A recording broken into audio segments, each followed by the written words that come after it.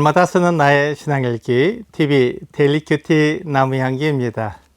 오늘은 고린도전서 11장 8절에서 16절을 묵상하겠습니다. 남자가 여자에게서 난 것이 아니요 여자가 남자에게서 났으며 또 남자가 여자를 위하여 지음을 받지 아니하고 여자가 남자를 위하여 지음을 받은 것이니 그러므로 여자는 천사들로 말미암아 권세 아래에 있는 표를 그 머리 위에 둘지니라. 그러나 주 안에는 남자 없이 여자만 있지 않고 여자 없이 남자만 있지 아니하니라.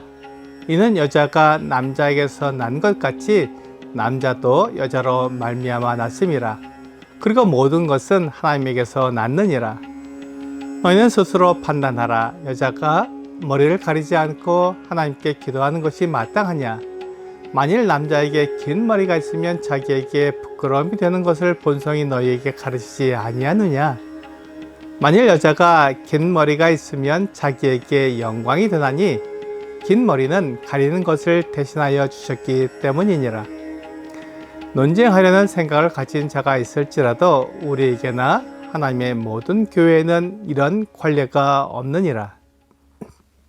바울은 고린도 교회 성도들에게 남자와 여자의 창조 질서를 따라 여자는 남자를 도와주는 일을 해야 한다고 말하고 있습니다.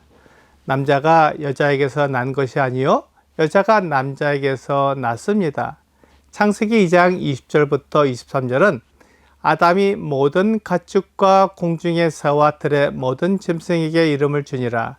아담이 돕는 배필이 없으므로 여호와 하나님이 아담을 깊이 잠들게 하시니 잠들매 그가 그 갈빗대 하나를 취하고 살로 대신 채우시고 여호와 하나님이 아담에게서 취하신 그 갈빗대로 여자를 만드시고 그를 아담에게로 이끌어 오시니 아담이 이르되 이는 내 뼈 중에 뼈요 살 중에 살이라. 이것을 남자에게서 줘야 쓴즉 여자라 부리라 하니라 라고 말씀하고 있습니다. 여기에서 하나님의 창조의 질서는 남자를 지으시고 그 남자의 갈빗대로 여자를 만드신 것입니다. 그러므로 여자가 남자에게서 났다고 말하는 것입니다. 이것을 통해 남자와 여자는 서로 분리될 수 없는 완전한 하나됨을 나타내주고 있습니다. 또한 남자와 여자는 인격적으로 동등한 존재라는 것을 보여주고 있습니다. 그러므로 남자와 여자는 우열의 관계가 아니라 서로 도와주는 관계라는 것을 알 수 있습니다. 만일 남자 없이 여자만 있다면 부족할 것입니다. 또한 여자 없이 남자만 있는 것도 부족함을 나타낼 수밖에 없습니다. 그래서 어떤 사회이든지 남자와 여자가 함께 살고 있으며 서로가 서로를 도와주는 관계를 이루고 있습니다. 하지만 바울이 살던 고대에는 여자가 남자보다 일을 하지 못하기 때문에 여자를 남자보다 열등한 존재로 여겼습니다. 하지만 성경은 남자와 여자를 동등하게 보고 있기에 그 당시로는 생각하지 못하는 가치관을 보여주고 있습니다. 여자가 남자를 돕기 위해 지어졌으며 남자의 영광을 나타낸다는 것은 여자의 도움이 남자에게 꼭 필요하다는 것을 보여주고 있습니다. 그런데 여자는 남자를 주관하려고 하고 여자가 남자보다 더 뛰어나다는 것을 나타내고자 하기 때문에 여자에게 그 머리에 표를 두어 천사들이 볼 수 있게 했습니다. 여자가 남자를 주관하지 않고 남자를 도와 그 영광을 나타내게 한다는 표를 천사들이 보게 한 것입니다. 여자가 남자보다 먼저 뱀의 유혹을 받아 죄에 빠졌기 때문에 여자가 남자를 주관하지 못하게 하신 것입니다. 사실 여자가 남자를 주관하면 남자는 여자를 당해낼 수 없습니다. 여자는 현실적이고 남자는 이상적이기 때문에 남자가 여자를 이길 수 없습니다. 그렇기 때문에 여자의 그 현실적 감각으로 남자를 도와서 그가 가지고 있는 이상을 현실에서 이루어 나가도록 도와주어야 합니다.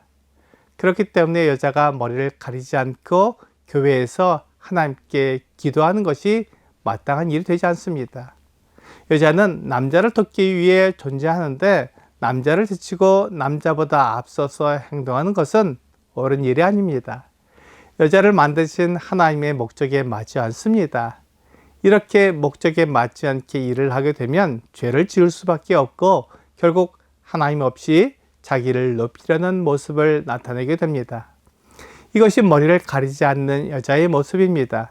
머리를 가리지 않고도 남편에게 복종하며 남편을 세우는 여자가 될 수 있다고 말하지만 하나님이 말씀하신 머리를 가리라는 말씀에도 복종하지 못하는데 어떻게 남편의 말에 복종할 수 있겠습니까? 잠언 31장 10절부터 12절은 누가 현숙한 여인을 찾아 얻겠느냐? 그의 값은 진주보다 더하니라.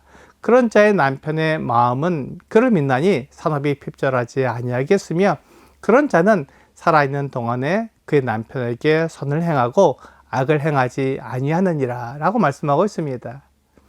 현숙한 여인은 남편에게 선을 행하고 악을 행하지 않는 여인입니다.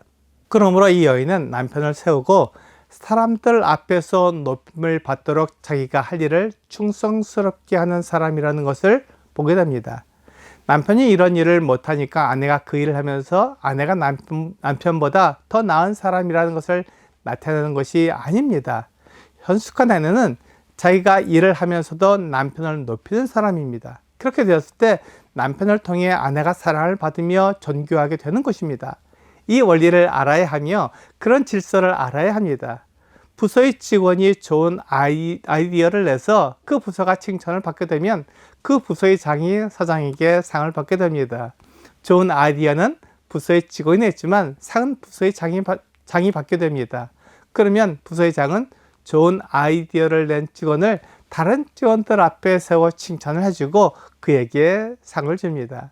이렇게 칭찬과 상이 질서를 따라 이루어지게 될 때 그 부서가 잘 이루어지게 되는 것을 볼 수 있습니다. 이와 마찬가지로 아내가 어떤 일을 잘할 때 그 가정에 남편이 칭찬을 받으며 높임을 받게 되는 것을 볼 수 있습니다. 그리고 남편은 아내를 사랑하며 그를 높여줍니다. 이것이 성경에서 말하는 질서입니다. 오늘의 적용 질문을 보겠습니다. 교회는 질서가 있습니다. 질서가 깨지면 죄가 들어오게 됩니다. 교회에서 지켜야 할 질서를 잘 지키고 있는지 살펴보세요. 여자가 남자보다 앞서서 일할 수는 없습니다. 여자의 창조 목적이 남자를 돕는 사람이기 때문입니다. 여자가 남자를 돕고 지원할 때 남자가 자기에게 주어진 일을 해나갈 수 있습니다. 이런 질서를 지킬 때 교회가 아름답게 이루어져 갈 것입니다. 오늘 교회 안에서 창조의 질서를 따라 여자가 남자를 돕게 되면 남자는 영광을 받고 자기 일을 잘할 수 있게 되어 교회가 아름답게 이루어져 갈 것입니다. 이런 질서를 지켜 교회를 세워가는 여러분과 제가 되기를 주 예수님의 이름으로 기도합니다.